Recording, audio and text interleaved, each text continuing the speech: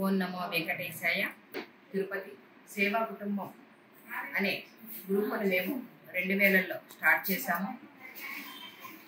మరలా మేము విష్ణు గ్రూపు అనే గ్రూపుని తయారు చేసి దాంట్లో పారాయణాలు అన్నీ కూడా వాట్సాప్ అనేది తెలియని రోజుల నుంచి కూడా మనం అందరికీ కూడా విష్ణు గ్రూపుని స్టార్ట్ చేసి కార్యక్రమాలు చేస్తున్నాం. సేవా కుటుంబం చారిటబుల్ ట్రస్ట్ అనే దానిని 2023లో రిజిస్టర్ చేసి 5 మంది దాకా 3000 దాకా దగ్గర సభ్యులు చేరున్నారు. ఇంకా చాలామంది మా సేవా కుటుంబం కార్యక్రమాలు చూసి మేము మీ గ్రూప్లో చేరతామని ఇప్పటికీ చాలామంది ఇంట్రెస్ట్ చూపిస్తున్నారు.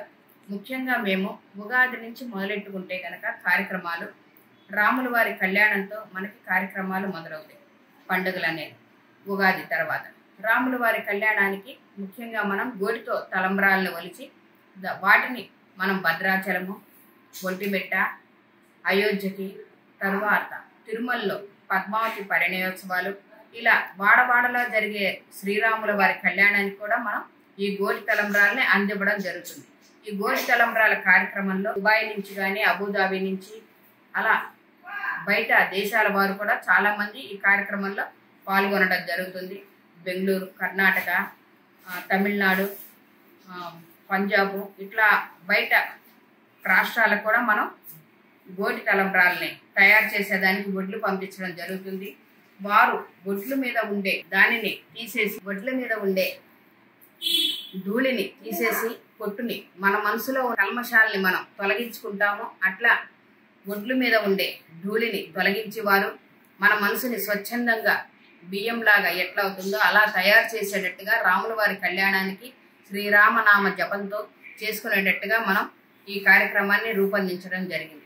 తర్వాత రామకోటి అనేది ప్రతి నెల కూడా ప్రతి 365 రోజులు కూడా నిత్యం రామకోటి రాసేటట్టుగా మనం పుస్తకాలని వితరణ చేయడం జరుగుతుంది. తదుపరి ఇప్పుడు జూన్ నెల నుంచి మట్టితో పార్థివ శివలింగాలను తయారు చేసి కాశీకి పంపించేదానికి రెడీ చేస్తున్నాం.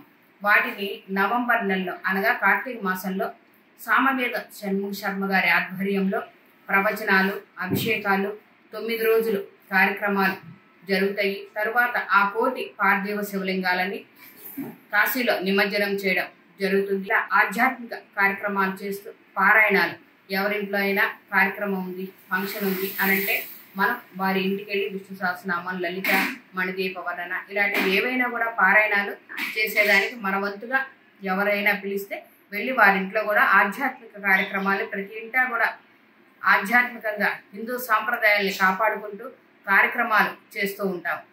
ఆధ్యాత్మిక కార్యక్రమాలతో పాటు సాంఘిక కార్యక్రమాలను కూడా సమాజ సేవలో కూడా మేము ఒక అడుగు ముందు వేయడం జరిగింది.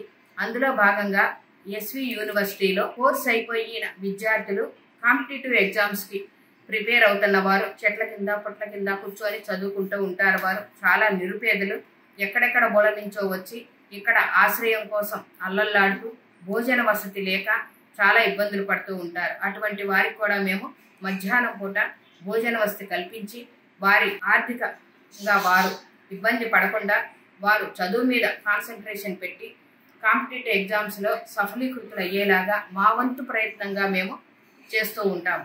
తదుపరి ఈ రోజుకి కూడా ఇప్పటికీ 178 రోజులు కార్యక్రమం జరుగుతుంది. నిరంతరాయంగా ఈ కార్యక్రమాన్ని కొనసాగిస్తూ ఉన్నాము.